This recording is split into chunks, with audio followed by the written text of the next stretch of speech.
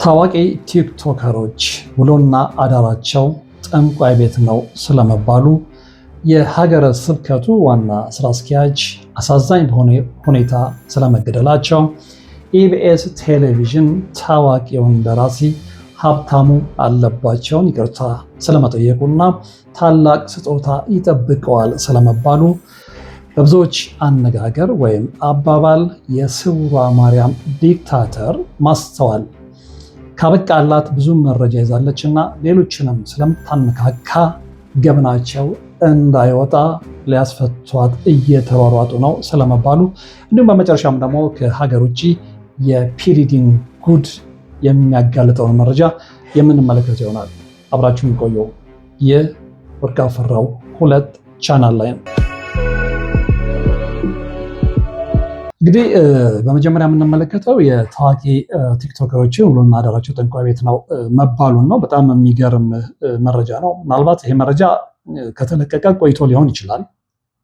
ለኔ በተለይ ደግሞ እንደዚህ አይነት ርዕሰ ጉዳይ ላይ ለሚሰራ ሰው ይሄ መረጃ መቼም ቢሆን የሚያረጅ መረጃ አይደለም። ይህንን ያልኩበትን ምክንያት እነግራችኋለሁ። ምክንያቱም ጥንቆላ፣ አስማት፣ መተት የነበረ ያለ አሁንም የተሰራ የብዙዎችን ቤት ያበላሸ የብዙዎችን ህይወት ያበላሸ ስለሆነ መቼም ይሁን መች ትልቁ ነገሩ ተፈጽሟል የሚለው ነው እና ከዛ አንጻር እንግዲህ ስንመለከት ይሄ መረጃ መቼ የሚለቀቅ መቼም በጣም አስደንጋጭ ነው። እንግዲህ የተባለው ምንድነው ልጁ ሰለባ የሆነው ልጅ ወይም ደግሞ ተጠቂ የሆነው ልጅ ፀጉሩንና ላቡ የነካውን ቲሸርት አምጡ ተባለ። እንግዲህ ጠንቋዮቹ ያሉት ደብረ ዘይትና አዲስ አበባ ነው የሚል ነገር በዲያሎግ ውስጥ እንግዲህ ላይቭ ገብቶ የተነጋገሩት ነው እንደተረዳሁት። እና እዛ ውስጥ እንግዲህ የምታወራ ሴት አለች፣ ወርቄ በሚል ስም የምትጠራ ሴት እና እሷ ብዙ ነገር እንደምታውቅ ከንግግሯ መረዳት ይቻላል። እና እሷ እንደምትለው ከ3 እስከ 4 ዓመት ጠንቋይ ቤት እስካድም ነበር አውቀዋለሁ ያንን ህይወቱን የሚል ነገር ነው የተናገረችው። እና አሁንም የሆነው ነገር ውስጥ አይ ቲንክ እጇ አለ ከንግግሯ መረዳት እንደሚቻለው። እና እዛ ላይ በጣም የገረመኝ እነሱ እንደ ጆክ ነበር ያን ጉዳይ ሲያወሩት የነበረው። ድርጊቱ ተፈጽመዋል። ድርጊቱ የተፈጸመበትም ልጅ ላይቭ ላይ ገብቶ እየተናገረ ነው፣ አስተያየት እየሰጠ ነው። ግን እነሱ በቀልድ መልክ በፈን መልክ ነበር ሲናገሩ የነበረው እና እንዲህ አይነት ነገር በፈን መልክ መነገር የለበትም። ምክንያቱም ጥንቆላ ምን ያህል አስቀያሚ ነገር እንደሆነ ይታወቃል። የምን ያህል ሰዎችን ቤት እንደረበሸ፣ የምን ያህል ሰዎችን ጎጆ እንዳፈረሰ፣ አባትና ልጅን ሚስትና ባልን እንዳለያየ ይታወቃል። ስለዚህ እንዲህ አይነት ነገር በሚቀርብበት ሰዓት ላይ ሲሪየስሊ ነው በዚህ ጉዳይ ላይ ሀሳብ መለዋወጥ ካስፈለገም ሲሪየስ በሆነ መንገድ ነው እንጂ እዛ ላይ አይ ቲንክ እንግዲህ ምናልባት ነገሩን እያዋዙ መልዕክት ለማስተላለፍ እንደሆነ አላቅም፣ ግን ቀልድም ተቀላቅሎበት ነበርና ዞሮ ዞሮ ግን እዛ ላይ የተነሱ ነገሮች አሉ፣ በጣም አስቀያሚ የሆኑ ነገሮች። እነዛ ነገሮች በዝርዝር ተነግረዋል እና ያንን ልጅ እንግዲህ ሃንድል ለማድረግ የሆነ ሴት እዛ ላይ ስሟን ይጠቅሳሉ። ያ ሴት ያንን ልጅ ሃንድል ለማድረግ ምን እንዳደረገች ጠንቋይ ቤት ሄዶም እንደተባለ ጠንቋይ ምን አምጡ እንዳላቸው በዝርዝር ትናገራለች ማለት ነው። እንግዲህ መጽሐፍ ቅዱስ ጥንቆላንና አስማትን የሚወዱ ሰዎችን በተመለከተ እንዲህ ይለናል። ዳሩ ግን የሚፈሩና የማያምኑ የርኩሳንም የነፍሰ ገዳዮችም የሴሰኛዎችም የአስማተኞችም ጣዖትን የሚያመልኩም የሐሰተኞችም ሁሉ እድላቸው በዲንና በእሳት የሚያቃጥል ባህር ነው፣ ይኸውም ሁለተኛ ሞት ነው። ራእይ 21:8። እንግዲህ ምን ያህል አስማት ምን ያህል ጥንቆላን መውደድ በእግዚአብሔር ዘንድ ጽዩፍ መሆን ብቻ ሳይሆን ለእሳት የሚዳርግም ተግባር እንደሆነ በግልጽ ተቀምጧል። እና እንግዲህ በማወቅም ባለማወቅም ሰዎች በተለይ ደግሞ በወጣትነት እድሜ ውስጥ ያሉ ሰዎች እዛ ውስጥ እየገቡ ነው። አለማወቅ ከተጠያቂነት አይደለም። ይሄ ለምድራዊው ፍርድ ብቻ ሳይሆን ለሰማያዊ ፍርዱም በደንብ ይሰራል። እና አስማትና ጥንቆላ የሚወዱ ሰዎችን እግዚአብሔር ያስቀመጠው ቃል የሚለውን ነገር ነግሬያችኋለሁ። እና በጣም በሚገርም ሁኔታ ግን እዛ ላይ የተደረገውን ነገር ጠቅላላ በዝርዝር አስቀምጠውታልና እስኪ ከራሳቸው አንደበት ሰምተነው እንመለስ። አንተ አንዴ ብቻ እንድትመለስ ተደወለ። እኔ ስለማቅ ማለት ነው ደወልን። ከዛ እንትኑን ምንድነው ስሙ ጸጉሩንና እንትን ምንድነው እንትን ላቦት የነካውን ቲሸርቱን አምጡ ተባለ። ነገርኳት። በቃ ጠንቋዩ የት ነው? ጠንቋዩ የት ነው? አዲስ አበባም አሉ ደብረ ዘይትም አሉ። ለካ ወንዱን ሁሉ በእጃችሁ ስር የምታስገቡ በመተት ነው። አይገርምም? ከፈለክ ምንም ችግር የለም። ይመለሳል። የእንትን ያለ ሆዴ ግን ወርቅ አንድ ጊዜ ሆዴ ግን የእርግጠኛ ትክክለኛ ነገር ነው። እግዚአብሔርን ትክክለኛ ነገር ነው። መድኃኒዓለምን እኔ እነሱ እኮ ማለት ነው ቀጥረውኝ ሆቴል አልጋ ይዛ ሆቴል ይዛ ለአንድ ወረቀት ሰጣለሁ ሆቴል ብላ ሲጠሩኝ እንደ ትናንትና ግን ይሄ መረጃ እኔ ጋር ደርሷል። ግን እሺ ከዛስ እንዴት አገኛችሁ? የመጀመሪያ ጊዜ ጅጅን እንዴት ነው ያገኛት አንተ? ከእኔ ጋር ነው እኮ ያገኛት ጆከር። በእኔ እኮ ነው ያወቃት። አብረው በልተው ጠጥተው አማላው ነው እዛ ላይ ነው ያስገባችሁ። ኧረ ጎትታ ነው የወሰደችው ታክሲ ውስጥ ጎትታ ያስገባችሁ።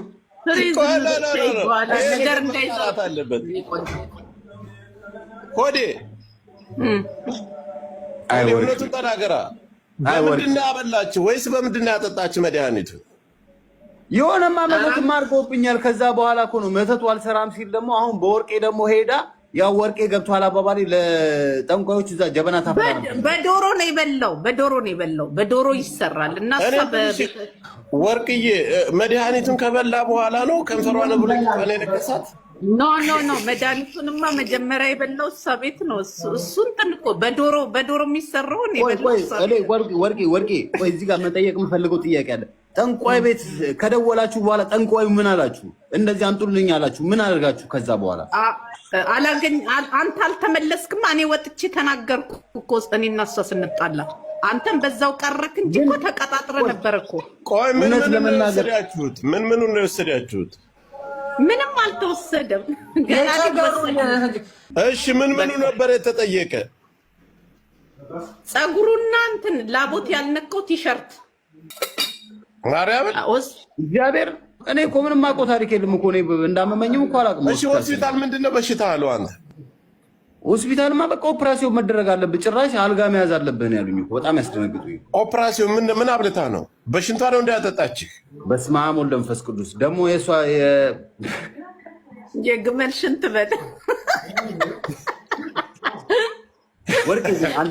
ወርቄ ግን አንተ ጥያቄ ይሄንን ነገር ብታገኙ ግን ወይኔ አሮጊቶች አንተነትም በቃ አጥቷሽ አሁን ነገሩ ሁሉም ነገር አልፏል።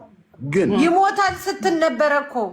ግን ይሄንን ነገር ወርቄ ናት እንጂ ወርቄ ይሞታል ስትል ነበር። እውነት ነው እና ከሆነበት ግድ ነው። እሺ ቀጥል። ምንድን ነው ያልከኝ? ወርቄ ይሄንን ነገር በእጅሽ ላይ ቢገባ ኖሮ አሳልፈሽ ለጠንቋዩ ሰጪ ነበረ። እሷ እኮ ናት። እኔ እኮ አገናኛታለሁ እንጂ እኮ እኔ እኮ አይደለሁም ይሄንን ሪስፖንሳብል የምወስደው። ገባ? እኔ ስለማቅ እንደዚህ አይነት ነገር ገባ እንትን እዛ ተቀጥሬ ስሰራ ስለነበረ በፊት ማለት ነው ብዙዎችን አውቃለሁ። ገባ? እንደዚህ አይነት የሆነ ሰዓት ላይ ሰርቻለሁ። 3 ዓመት 4 ዓመት ሰርቻለሁ ጆከርዬ። ስለዚህ አንቺ ራስሽ ጠንቋይ ልምዱን ወሰደሻል 4 ዓመት ከሰራሽ ማለት ነው። ኖ ልምድ ሳይሆን ምን መሰለ መኖር ጆከርች እኮ እሳት ስታቀጣጥል የነበረች እኮ ነች እኮ ከዳሚ ነበረች እኮ ስንት ዓመት። አንቺ ከሰል አረጋጋቢ ነበርሽ። ከሰል አቀጣጣይ ከሰል ቡና ምናምን እካድማለሁ፣ በርሶ መጀንላለሁ። ስለዚህ አንቺ የሚያገባሽው ነጭ አስጠንቁለሽ ነው። አይ እኔ አስጠንቅዬ ምናምን አላገባውም፣ አላምንበትም። ገብቷል። እኔ 4 ዓመት ስትኖሪ እዛ ቤት ውስጥ ጠንቋዩ ጋር 4 ዓመት ስትኖሪ ስንት ሰው እንዲሞት ተሰራበት? ስንት ሰው ነፍሱን ቤቱን እንዲበትን ተሰራበት? እስኪ ንገሪኝ። አይ እሱማ እኮ እዛ የምታየው እኮ ብዙ ጉድ እኮ ነው። ባይዘዊ አንድ ነገር ልንገር ጆከርዬ፣ ምን አለ መሰለ ሰዎች ናቸው ራሳቸው ፈልገው እዛ ጋር የሚመጡት። ገባ? እዛ ጋር ያየሁት ነገር የሚመጡት። ለዚህ መጥፎ ነገር ለሰዎች አልመክርም። ወይ በሃይማኖታቸው ወይ በእግዚአብሔር ጠንክራችሁ መጸለይ እንጂ የሆነ ነገር ሲጎልባቸው ይሄዱና ችግር የሚያመጡት እንደዛ ነው። ገባ? ሰዎች ናቸው ራሳቸው እየሄዱ ነው። ወርቄ ትክክለኛ ጥያቄ ነው። 4 ዓመት ሰርቻለሁ እነሱ ጋር ቡና ቀቃይና ከሰል አራጋቢ ነበርኩ አልሽ። ያ ከሆነ በህይወትሽ አንቺ ይሄ ነገር አሁን ትክክለኛ ነገር ሰርቶ ህይወቱ የተበላሸ ሰው ታውቂያለሽ? የተበላሸም የተስተካከለለትም ሰው አውቃለሁ። እንዴት መስተካከል ማለት የሚያምኑ አሁን ለምሳሌ በዛ የሚያምኑ መጥቶ ያስፈርዳሉ። ምን ይላሉ? እንዲያርጉ ይባላሉ። ይሰራል። በቃ በስነ ስርዓቱ እኔ በቃ ከሰውየውና ከሴትዮዋ ስር 2 ቤት ነው ያላቸው። ገባ ግቢ ውስጥ ማለት ነው። እና ከሴትዮዋና ከሰውየው ብዙ ነገር ነው የተማርኩት። እንዴት አሁን ለምሳሌ አንዳንዴ መንፈሱ ሲቆጣ ያማቸዋል። ገብቷል? የሚያማቸው እንዴት ማፍረስ እንደሚቻል እንዴት አሁን ለምሳሌ መዳን የሰው እጅ የሚባል ነገር አለ። እንዴት አድርገው ያንን ሰው እንደሚያሽሩት እንዴት እንትን እንደሚሉት ይሄን አሁን ለምሳሌ ተምሬያለሁ። ገባ? አሁን በእንደዛ አይነት ነገር የታመመ ሰው ችግር ያለበት ሰው መፍታት እችላለሁ። ግን እኔ አሁን እንደዚህ አይነት ነገር ውስጥ መግባት ስለማልፈልግ እንጂ ምንም እንትን የምለው ነገር የለም። እና ብዙ ነገር ተምሬያለሁ። ገባ? የሰማችሁት ነው እንግዲህ በዚህ አይነት ሁኔታ ነው ሚስጥራቸውን የተገላለጡት። እና እንግዲህ በኢንተርቴንመንቱም ዓለም በሁሉም ዓለም በነገራችን ላይ ኢንተርቴንመንቱ ዓለም ውስጥ ብቻ አይደለም፣ በየትኛውም የሙያ ዘርፍ ላይ ያሉ ሰዎች በእንደዚህ አይነት ሰይጣናዊ ልምምድ ውስጥ እንዳሉ ይታወቃል። ይሄ ግን ያው መጨረሻ ላይ ዋጋ እንደሚያስከፍል ግልጽ ነው። ሌላው እንግዲህ የምንመለከተው መረጃ የሀገረ ስብከቱን ዋና ስራ አስኪያጅ አሳዛኝ ህልፈት የተመለከተ መረጃ ነው። ብዙዎቻችሁ በተለያዩ ማህበራዊ ሚዲያዎች ላይ ተከታትላችሁታል ብዬ አስባለሁ። እንግዲህ ወለጋ ውስጥ ነው ጉዳዩ የተፈጸመው። በጣም በሚያሳዝን ሁኔታ የሆሮ ጉዱሩ ወለጋ ሀገረ ስብከት ዋና ስራ አስኪያጅ በታጣቂዎች ተገለዋል። እንግዲህ የህዳር ጽዮን ማርያምን በዓል በሆሮ ጉዱሩ ወለጋ ሀገረ ስብከት ስር በምትገኘው በሐረቶ ማርያም በዓሉን አክብረው ሲመለሱ ሻምቡ ከተማ መዳረሻ ሲደርሱ መላከ ኤዶም ቀሲስ ድጉማ እና በርካታ የሀገረ ስብከቱ ሰራተኞችና ወጣት የማህበራት አገልጋዮች በታጣቂዎች ተወስደው የቆዩ ቢሆንም ሌሎቹ ተፈተው ቆይተው ወደ ቤተሰቦቻቸው የተመለሱ ሲሆን በትናንትናው እንግዲህ በተጠቀሰው ልክ ከትናንትና ወዲያ ነው የሚሆነው። የሀገረ ስብከቱ ዋና ስራ አስኪያጅ መላከ ኤዶም ቀሲስ ድጉማ እና የስብከተ ወንጌል አገልጋይ የሆኑት ቀሲስ ደሳለኝ ሞምሳ በህገወጥ ታጣቂዎች መገደላቸው ነው የታወቀው። እንግዲህ ብዙ ጊዜ ያው ኦርቶዶክሳውያን ላይ በየቦታው በየአቅጣጫው ምን እየደረሰ እንደሆነ ይታወቃል። ያው ፈራጁ እግዚአብሔር ነው። ግፍ ለሚፈጽሙ ግፍ ለሚሰሩ መጨረሻ ላይ የእጃቸውን ማግኘታቸው አይቀርም። በዚህ አጋጣሚ እንግዲህ ሰለባ ለሆኑት ሁለቱም የቤተክርስቲያን አገልጋዮች ቤተሰቦች መጽናናትን እንመኛለን። ሌላው ደስ የሚለው ዜና ደግሞ ከዚህ ከሀዘን ዜና ወጥተን የምናገኘው ምንድነው? ኢቢኤስ ቴሌቪዥን ለታዋቂው ደራሲ ለሀብታሙ አለባቸው ይቅርታ ጠይቋል። ሰሞኑን እንግዲህ ያው ብዙዎቻችሁ እንደተከታተላችሁት ሀብታሙ አለባቸው መንገድ ላይ በነበረበት ሰዓት ላይ ኢቢኤስ ቴሌቪዥን ያው የተለመደ ስራቸውን እየሰሩ በነበሩበት ሰዓት ላይ ምሳ በማደል ላይ በነበሩበት ሰዓት ላይ ሀብታሙ አለባቸውን አግኝተው ለእሱም የምሳው ተቋዳሽ እንዲሆን አድርገውታል። ይሄ በብዙዎች ዘንድ መነጋገሪያ ሆኖ ነበረ። ይህንን የሚያክል ደራሲ እንደዚህ ስም ያለው ደራሲ እንዴት ሊያውቁት አልቻሉም እና የሚል ውዝግብ ነበረ እያስነሳው። ለሱ ክብር አይመጥንም እና ይሄ መሆን አልነበረበትም የሚል ውዝግብ ተነስቶ ነበረ። ከዛ በኋላ ግን ያው ኢቢኤስ ቴሌቪዥን ይቅርታ ጠይቋል። ጣቢያው ባለፈው ሳምንት እንግዲህ በስጦታ ፕሮግራሙ ላይ የታየውን ቅንጭብጭብ አስመልክቶ ለታዋቂው ደራሲ ሀብታሙ አለባቸው ይቅርታ መጠይቁ ነው የታወቀው። የስጦታ ፕሮግራም ላይ ጸሐፊ ሀብታሙ አለባቸው በመንገድ ላይ አግኝቶ የምሳ ስጦታ ሲሰጥ መቅረጹ የሚታወስ ነው፣ ማነጋገሩም ጭምር። ፕሮግራሙ ከተላለፈ በኋላ እንግዲህ ተቋሙ ከ8 በላይ ተወዳጅ መጽሐፍት የጻፈውን ደራሲ አዋርዷል በሚል በርካታ አሉታዊና አዎንታዊ አስተያየቶች በህዝብ ዘንድ ሲሰጡ ቆይተዋል። ኢቢኤስ እንግዲህ አግኝቶት አርቲስት ዳንኤል ከወገቡ ዝቅ ብሎ ታዋቂውን ደራሲ ይቅርታ ጠይቁታል። ይሄ ትልቅነት ነው። በነገራችን ላይ ኢቢኤስ ቴሌቪዥን ይሄንን ማድረጉ ሊያስመሰግነው ይገባል። ሁሌ እንግዲህ የጣቢያዎችን ስህተት ብቻ የነቀሱ ስህተታቸውን ብቻ አግልቶ ማውጣቱ አግባብ ነው ብዬ አላስብም። ስህተት ሲሰሩ ስህተታቸው ሊጠቆም ይገባል። የዛን ያህል ደግሞ መልካም ነገር ሲሰሩ በዛም ደግሞ አፕሪሼት ሊደረጉ ይገባል ብዬ ነው የማምነው። ስለዚህ ኢቢኤስ ስህተቱን አውቆ ለህዝቡ ምላሽ በሰጠ ሁኔታ ታላቁን ደራሲ ይቅርታ መጠየቁ ትልቅነት ነው። ዳኒም ያንን ተግባር በመፈጸሙ ሊመሰገን ይገባዋል። እንግዲህ በአጋጣሚ ምሳ በልቼ ነበረ። የተሰጠኝን ምሳ በመልካም ነው የተቀበልኩት። ያው ኢቢኤስ አላወቀኝም፣ አሁንም ቢሰጠኝ ይቀበላለሁ ብሏል ሀብታሙ አለባቸው። ይሄ ብዙዎችን ፈገግ አሰኝቷል። እንግዲህ ኢቢኤስ ታዋቂው ደራሲውን ይቅርታ ከመጠየቅ ባለፈ ለጸሐፊ ሀብታሙ ልዩ ስጦታ ለመስጠት ቃል መግባቱ ነው ያስታወቀው። ይሄ ደግሞ የበለጠ ሊያስመሰግነው ይገባል። እንግዲህ በኢቢኤስ እና በጸሐፊው መካከል የተፈጠረው አለመግባባት በይቅርታ የተቋጨ ሲሆን በብዙዎች ዘንድ አድናቆትን ያተረፈውን ጸሐፊ የሚያኮራ ሌላ ፕሮግራም ለመስራት ቃል መግባቱም ነው የተነገረው። እንግዲህ በኢቢኤስ ቴሌቪዥንም ላይ ከሰይፉ በኢቢኤስ ለታላቁ ደራሲ ስጦታ ለመስጠት ቃል መገባቱም ነው የተነገረው። እንጠብቃለን። ይገባዋል። ያው እንዳለመታደል ሆኖ ኢትዮጵያ ውስጥ ሆኖ ነው እንጂ እንደዚህ አይነት ታላላቅ ደራሲዎች የተለየ ቦታ አላቸው፣ የተለየ ክብር አላቸው። በዚህ ደረጃም ደግሞ ተቸግረው ቢታዩ እንኳን ማህበረሰቡ ዝም አይላቸውም። እርግጥ ውጭ ሀገር በድህነት ውስጥ የኖሩ ደራሲዎች ከዛ በኋላ ግን አንባቢ ሲያገኙ ህይወታቸው ተለውጦ የታየበት አጋጣሚም ብዙ ነው። ምክንያቱም የንባብ ልምዱ ስላለ ማለት ነው። የንባብ ልምዱ ቢኖር ሰው አንባቢ ቢሆን ኖሮ ታላቁን ደራሲ ሀብታሙ አለባቸውም በዚህ ደረጃ አንመለከተውም ነበረ። ስለዚህ ይሄ ዕጣ ፈንታ በነገራችን ላይ የሀብታሙ አለባቸው ብቻ አይደለም፣ የብዙዎች ደራሲዎች ነው። ይሄንን መለወጥ የሚቻለው ደግሞ ለንባብ ሰው እውነተኛ ፍቅር ሲኖረውና ያንን በተግባር ማሳየት ሲጀምር ነው የሚል እምነት አለ። ሌላው ምንድነው እንግዲህ በጣም አወዛጋቢ የሆነው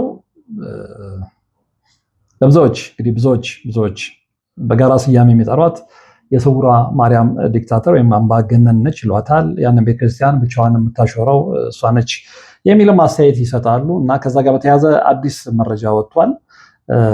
ያንን መረጃ እንግዲህ ያካፈለው ኢዮብ የሚባል ልጅ ነው። ይሄ ልጅ ስውሯ ማርያምን በተመለከተ እንግዲህ በተደጋጋሚ የተለያዩ መረጃዎችን ሲለቅ እናውቀዋለን። አሁንም እንግዲህ ምርር ባለ ሁኔታ የተናገረው ነገር አለ እና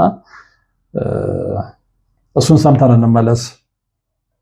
እንግዲህ ስለ ስውሯ ማርያም መረጃ አውጣለሁ ነው ያለው። ስለዚህ አጠቃላይ ያለውን ሁኔታ ከራሷ አንደበት እንስማ። እንግዲህ ስውሯ ማርያም ላይ አስተዳዳሪ ነኝ ብላ ሴት አስተዳዳሪ ነኝ ብላ እያስቸገረች ያለችው ማስተዋል የምትባል እቺ ልጅ ታስራለች። እንድታሰረች ታውቃላችሁ። ግን እሷን ለማስፈታት አቡነ ቀለሚንጦስ የሰሜን ሸዋ ሀገረ ስብከት ሊቀ ጳጳስ ሀገረ ስብከቱ አጠቃላይ ሰዎች ተሰብስበው ለማስፈታት ሽርጉድ እያደረጉ ነው። ለምንድነው ለማስፈታት እየሞከሩ ያሉት? ምንድነው እሱ የተነካባቸው የሚለው ነገር ልንገራችሁ፣ መረጃ አወጣለሁ። ምክንያቱም ማስተዋል ከተያዘች ማስተዋል ካበቃላት ብዙ ሚስጥር ይዛለች። ብዙ ሚስጥር ነው ያዘችው። አንደኛ አቡነ ቀለሚንጦስ ይሄን ነገር በደንብ ያውቁታል። ስውሯ ማርያም ላይ የሚሰራውን ግፍና በደል ማጭበርበር፣ የሰውን ማጭበርበር፣ የህዝበ ክርስቲያን ማጭበርበር በደንብ ያውቁታል። ለምንድን ነው ታዲያ ዝም ያሉት ለሚለው ነገር እኔ ለምኛቸዋለሁ፣ እግራቸው ላይ ወድቄ ለምኛቸዋለሁ። እሳቸው ግን ልጅቷ አደገኛ ነች፣ ሌላ ነገር ታስደርጋለች ብለው አስፈራርተውኛል። ያቁኛል። እዩ ይባላሉ። ሸንኮራ ዮሐንስ መጥቼ ነው የለመንኩት። አንድ ሁለተኛ መረጃ እንዳይወጣ የፈለጉት እንግዲህ እንደ ኢዮብ አባባል ይችን ሴት ብዙዎቹ አሁን ክሊንቶስን ጨምሮ ብዙዎች ሊያስፈቷት ሽር ጉድ እያሉ ነው፣ እየተሯሯጡ ነው ይልና የሚሯሯጡበትን ምክንያት ደግሞ በሚከተለው ሁኔታ ይገልጸዋል። ሰምተን እንመለስ። መረጃ እንዳይወጣ የፈለጉት የሀገረ ስብከቱ አስተዳዳሪ ዋናው ስራ አስኪያጅ የእህታቸው ልጅ ነው ያገባው። በዘመር ነው ግንኙነታቸው። ማስተዋል በሚሊዮን ብር ነው የምታስገባላቸው። ያ መረጃ እንዳይወጣ። ሁለተኛ ደግሞ ማስተዋል የምትሰራው በመተትና በጥንቆላ ነው። ህዝበ ክርስቲያኑ እንደፈለገ የነዳች እንደፈለገ የምታረቀው በጥንቆላና በመተት ነው። እኔ እስካሁን ድረስ አውቄ ዝም ብያለሁ። ብዙ መድረክ ላይ ያስወጣሻቸው የምታስተናግሪያቸው በብር ገዝተሻቸው ታሪክ ቤተክርስቲያን ውስጥ የሌለ ታሪክ አባቶች አሉ፣ ስውራን አባቶች አሉ፣ ድንግል ማርያም ምናምን እያልሽ በብር እየገዛሽ ሰውን እየገዛሽ ነው ስታስነግሪ የነበርሽው። ብዙ ጉድ አለ፣ ስውሯ ማርያም ብዙ ጉድ አለ። አቡነ ቀለሜንጦስ እና አብረው የነበሩ ሰዎች አገረ ስብከቱ ስለሚዋረድ ነው እሷን ለማስፈታት እንደዚህ የሚሮጡት። ከዚህ በኋላ እንደ አባት ነግሮኖታል፣ እናከብሮታለን። እግዚአብሔር የሾሙት ነው። እምቢ ካሉ ግን ከቤተ ክርስቲያን አይበልጡ። እንግዲህ እንደሰማችሁት ነው እና የስውሯ ማርያም ጉዳይ በተለይ ደግሞ ይሄ ከቀድሞ ጀምሮ ውዝግብ ያለበትን ጉዳይ ማን እንደሚፈታው በምን አይነት ሁኔታ እንደሚፈታ ግራ የሚያጋባ ነው። ብዙዎች አስተያየት ሰጥተዋል። ብዙዎች እንደተደበደቡ ሲናገሩ ሰምተናል። ብዙዎች እዛ አካባቢ እናውቀዋለን የሚሉትን በቅርበት እናውቀዋለን የሚሉትን መረጃ ይፋ ሲያደርጉ ሰምተናል። ነገር ግን እስካሁን ውዝግቡ አልተፈታም። ይሄ ጉዳይ በጣም ተካሮ በነበረበት ሰዓት ላይ በስልክ የስውሯ ማርያምን አስተዳዳሪ በስልክ ላናግራቸው ሞክሬ ነበረ እና የሰጡኝ መልስ ነበረ እንደሚወራው አይደለም፣ እናንተ ለመመታችሁ እዚህ ያለውን ነገር አታጣሩም የሚባለው ነገር ሐሜት ነው የሚል አይነት መልስ ነው የሰጡት። ነገር ግን ከብዙዎች አንደበት እንደምንሰማው ደግሞ እዛ አካባቢ ላይ በጣም የጥቅም ግንኙነት አለ ከላይ ጀምሮ እስከ ታች ድረስ። ስለዚህ እዛ ሰርክል ውስጥ ማንም ጥሶ መግባት አይችልም። ምክንያቱም ኃይለኛ ኢምፓየር ነው፣ ኃይለኛ ግዛት ነው የተባለው። ስለዚህ ይቺ ልጅ የዛና ኃይል እንዴት እንዳጠነከረች በራሱ የሚገርም ነው። እንግዲህ አንዳንዶች ሲናገሩ እንደሰማ ነው፣ አንዳንድ ኢንተርቪዎችንም እንደተመለከት ነው ከምስክሮች ኢንተርቪው። ለምሳሌ ብዙን ጊዜ 100 መኪኖች ሊሄዱ ይችላሉ። የ100 መኪና ገቢ ይታወቃል። ስለዚህ ገቢው በአካፋ ነው፣ ለቤተክርስቲያኗ የሚሰጠው ግን በማንኪያ ነው። ስለዚህ የመጣው ገቢ ሁሉ ወደዚች ልጅና እሷ በጥቅም ወደ ያዘቻቸው ሰዎች ይሄዳል የሚል ቅሬታ ነው በተደጋጋሚ ሲሰማ የነበረው። ያን የተቃወሙ ሰዎች ደግሞ የደረሰባቸውን ነገርም በተለያዩ ሚዲያዎች ላይ ቀርበው ሲናገሩ ሰምተናል። ተደብድበናል፣ ጉዳት ደርሶብናል ያሉ ሰዎችንም ተመልክተናል። እና ይሄም ልጅ እንግዲህ እኔ ዱርዬ ነኝ፣ ሰዎች የማይከበሩ ከሆነ በዱርዬ ቋንቋ እናገራለሁ። ስለዚህ እየሆነ ያለው ነገር ይሄ ነውና የኢትዮጵያ ሕዝብ በተለይ ደግሞ ምእመኑ ይህንን እውነት እንዲያውቀው እፈልጋለሁ ሲል ነው የተናገረው። ሙሉን ሰምተን እንመለስ። እኔ ዱርዬ ነኝ፣ እንደ ዱርዬ ነው የምናገረው ከዚህ በኋላ እምቢ ካሉ ማለት ነው። እጆትን አንሱ። ከወንበዴ ጋር ክርስቶስን ከካዲ ሴትዮ ጋር እጆትን አንሱ። እምቢ ካሉ ጉድ እናገራለሁ። ይሄ የጥንቆላውና የመተቱን አብሶ እናገራለሁ። ሰውን ጉድ አድርጋችሁታል። እንደ አገር ስብከቱ ይፈለጋል፣ እርሶም ይፈለጋሉ። ምክንያቱም የህዝበ ክርስቲያንን ብር በዝብዛችሁ ለራሳችሁ ጥቅም አድርጋችኋል። እናገራለሁ። ስውሯ ማርያም ያለው ጉድ በጆሮአችሁ ባሰሙት ጥሩ ነው። ብዙ ጉድ ነው ያለው። ይሄው ዝም ብዬ ነው። ብዙ ሰውን ከጥቅም ውጭ አድርጋችሁታል። ብዙ ሰውን መዝብራችኋል። የህዝብ ሀብት ነው የመንዘራችሁ። ጸረ ሙስናና ኮሚሽን እንደ ኮራፕሽን ሙስና ስላለበት እዛ ቤት ውስጥ በትልቁ ትፈለጋላችሁ። ሁላችሁም ሀብታችሁን ታስመዘግባላችሁ ኬት እንዳመጣችሁ። ብዙ ጉድ ነው ያለው እዛ ቤት ውስጥ ቤተሰቦች። አሁንም እናገራለሁ። እቺ ልጅ እስከመጨረሻው ተይዛ ለህግ ቀርባ ያለው ነገር እስካልነገረች ድረስ እንደዚህ የምትነካኩ ከሆነ ጉድ ነው የማወጣው። ለቤተ ክርስቲያን ብዬ ነው ዝም ያልኩት።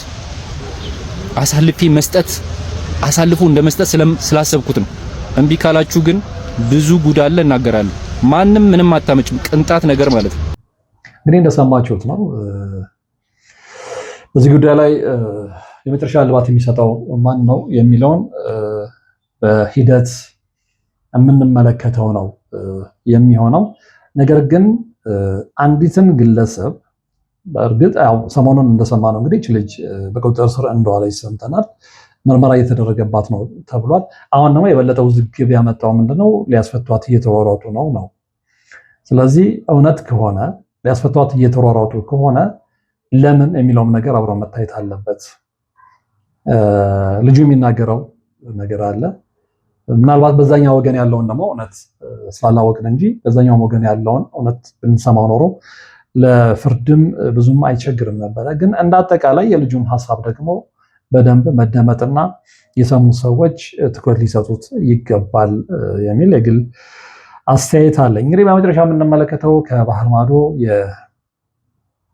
የታዋቂውን ራፐር የፒሪዲን ጉዳይ ነው።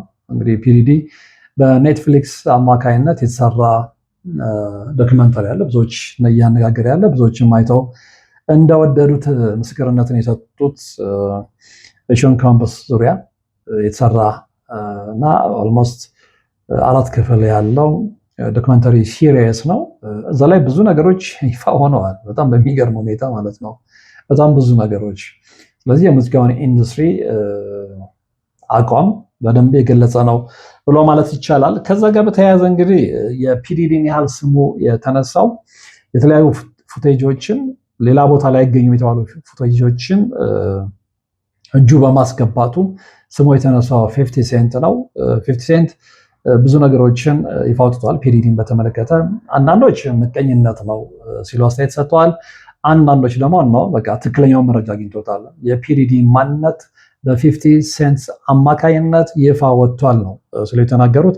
እና እንግዲህ 50 ሴንት ካጋለጠው የፒዲዲ ገበና መካከል ዲዲ 400 ሚሊዮን ዶላር ካሽ እጁ ላይ የነበረው $200,000 እንኳን ለቢጊ የቀብር ማስፈጸሚያ ለማውጣት ፍቃደኛ አይደለም የሚለው አንደኛው ቅሬታው ነው። ያን ያህል ገንዘብ ይዟል፣ በሱ ነው የነገደው፣ በሱ ነው የሸቀለው። ነገር ግን ቀብር ለማስፈጸም ያን ያህል ገንዘብ $200,000 እንኳን ለማውጣት ተጠይቆ ፍቃደኛ አይደለም የሚል ነው። ሌላው የቢጊ ልጅ በአሁኑ ሰዓት ላይ በትክክል የምትፈልገኝ ሰዓት ነው፣ ሁሉ ነገር ለእሷ በዝርዝር እነግራታለሁ ነው ያለው። እነግራታለሁ ሲል እንግዲህ ፒዲዲ በቢጊ ላይ በአባቷ ላይ ያደረሰውን በደል በዝርዝር እነግራታለሁ። ለቱፓክ እና ለቢጊ ሞት ተጠያቂው ራሱ ፒዲዲ ነው፣ ቱፓክ ነው የሚያስገደለው እሱ ነው የሚል ነገር ነው ይፋ እየተደረገ ያለው ማለት ነው። እንግዲህ ብዙዎቻችሁ እንደምታውቁት የቢጊም የቱፓክ ሻኩርም አሟሟት ለረጅም ዓመታት ሚስጥር ሆኖ ቆይቷል እና የተለያዩ መላምቶች ነበሩ ሲሰጡ የነበረው። ገዳዩ አልታወቀም ሲባል በተለያየ የውጭ ሀገር መጽሔቶችም ላይ በተለይ ደግሞ እዛ ሀገር በሚታተሙ ስለ ታዋቂ ሙዚቀኞች ታሪክ የሚዘግቡ መጽሔቶችም ላይ ብዙ የተባለ ነገር ነበረና በአብዛኛው የተስማሙበት ነጥብ ያው ገዳዩ አልታወቀም የሚል ነበር። አሁን ግን እየወጣ ያለው መረጃ ደግሞ ያው እየጠቆመ ያለው ወደ ፒዲዲ ነው ያስገደለው፣ ሁለቱንም ያስገደላቸው እሱ ነው እየተባለ ነው። ከዛ ውጭ እንግዲህ 50 ሴንት የሚለው ምንድነው ቢጊ ከተገደለ ከ16 ቀናት በኋላ ላይፍ አፍተር ዴዝ የቢልቦርዱን ቻርት ተቆጣጥሮት ነበረ አልበሙ። ያንን ቢቆጣጠርም በርካታ ሚሊዮን ዶላር ቢያሳፍስም ለቢጊ የሚገባውን ነገር መስጠት አልፈለገም ፒዲዲ። ይልቅ ያንን ያህል የሚገኘውን ትርፍ ኪሱ በመክተት የቤቢ ኦይል ፓርቲ ማዘጋጀትን ነው የመረጠው ሲል ነው የተደመጠው። እና በዚህ ደረጃ ሰው ሲጨክን፣ በዚህ ደረጃ ሰውን አስገድለው ሊያም ደግሞ እነዛ ሰዎች ኢንካሙን ጄኔሬት አድርገው የሚገባቸውን ድርሻ ሳይሰጡ ለኃጢአት ያንን ገንዘብ ማዋል መጨረሻው ምን እንደሆነ በተግባር የተመለከትነው ነው። እንግዲህ በርካታ ክሶች ናቸው የቀረቡበት። በቀረቡበት ክሶች ጥፋተኛ ተብሎ ዘብጥያ ከወረደ ቆይቷል። ከዛ በኋላ ነው እንግዲህ ኔትፍሊክስ በሱ ዙሪያ አሁን በጣም እያነጋገረ ያለውን ዶክመንተሪ የለቀቀው ማለት ነው። ስለዚህ በዛ ውስጥ የፒዲዲ ማንነት በደንብ ተንጸባርቋል ነው የሚሉት ዶክመንተሪውንም የተመለከቱ። እንዲሁም ደግሞ ከዶክመንተሪው በላይ በአሁኑ ሰዓት 50 ሴንት እያወጣቸው ያሉ መረጃዎች በብዙዎችን ትኩረት ስበዋል፣ እና እንግዲህ የሙዚቃ ኢንዱስትሪ ምን ያህል በተለይ የጥቁሮቹ በተለይ ደግሞ የራፐሮቹ ምን ያህል የመጠፋፋት ደሴት እንደሆነ እየተመለከትን ነው። ምን ያህል የመመቀኛኘት ምን ያህል አንዱ አንዱን ጥሎ ከፍ የሚልበት መድረክ እንደሆነ ተመልክተናል። ግን ክፎች እንግዲህ የኃጢአት መጨረሻው ዋጋ ማስከፈሉ አይቀርምና ፒዲዲም ያው የእጁን አግኝቷል። ይሄ ዶክመንታሪ ከወጣበት ጊዜ ጀምሮ የተለያዩ ሰዎች የተለያየ አስተያየት ሲሰጡ ተደምጠዋል። 50 ሴንትን ያመሰገኑት ያሉትን ያህል የዛን ያህል ደግሞ በተቃራኒው ስለሱ የተናገሩም አልጠፉም። ዞሮ ዞሮ ግን ያው ኔትፍሊክስ የለቀቀው ቪዲዮ ላይ ብዙ የሚያስገርሙ እውነቶች ስላሉ ዶክመንተሪውን እንድታዩ እጋብዛለሁ።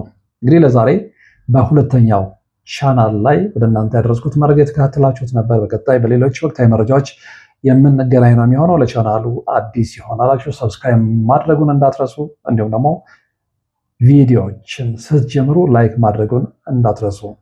በድጋሚ በሌላ ፕሮግራም እስከምንገናኝ እያላችሁበት ሰላም